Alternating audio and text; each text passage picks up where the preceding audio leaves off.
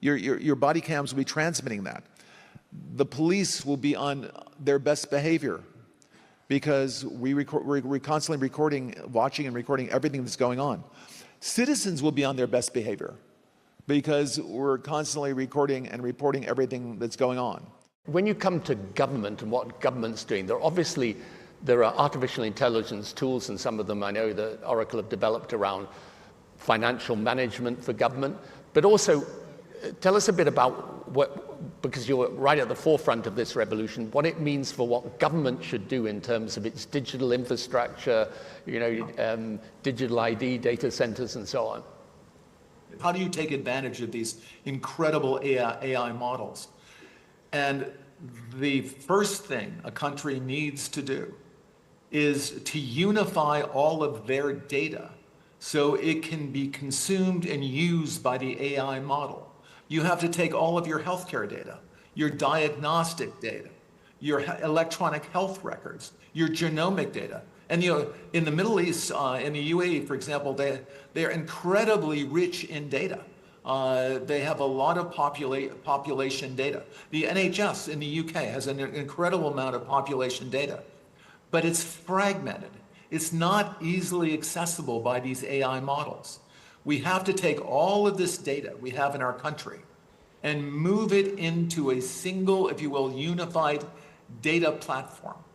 So we provide context. When we want to ask a question, we've provided that AI model with all the data they need to understand our country.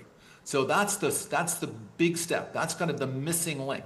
We need to unify all of the national data, put it into a database where it's easily consumable by the AI model, and then ask whatever question you like. So you're really, through the use of this, you're revolutionizing the way government works, right? The services it provides, the way that it operates.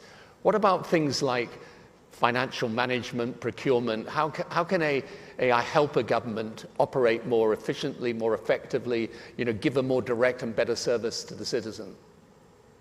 Well, we have these modern financial systems. So, countries can, and all, for example, the AI system will help you do that. But again, the secret is to get all of that data in one place.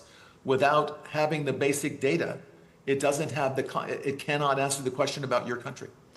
I think countries are very uncomfortable with keeping their data in other countries' data centers.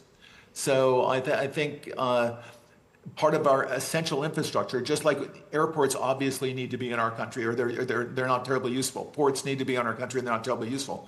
Data centers, because of the privacy requirements around the data, need to be in our countries, or they're not terribly useful. They need to be in our countries, but they also need to be secure.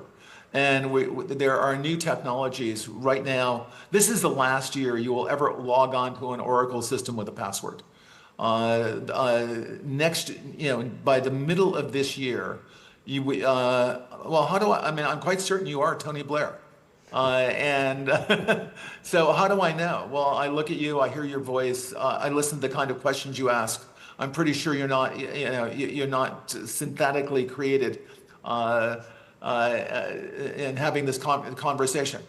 The security system, we have biometric logins. The computer recognizes you. It recognizes your voice. It might ask you to put your index finger on the return key. And we're absolutely certain it's you. There's no reason to enter a password. In fact, passwords are too easily stolen. The data centers and data is being taken hostage all over the world. The ransomware business is a very, very good business. It's getting bigger and better every year. We tend not to talk about it because the American FBI has a simple advice to someone whose data has been ransomed. Just pay them because there's nothing we can do about it. But there is something we can do about it, not after the data is stolen, but before the data is stolen. We can make sure that we're using the latest security technology, and it is going to be biometrics assisted by AI to make sure that you are in fact Tony Blair, and I'm sure you are. Now, I would love to have lived to be 150 years old. Well, there's an amazing opportunity to reimagine the state, the way that government functions, and the service that it can provide for its citizens.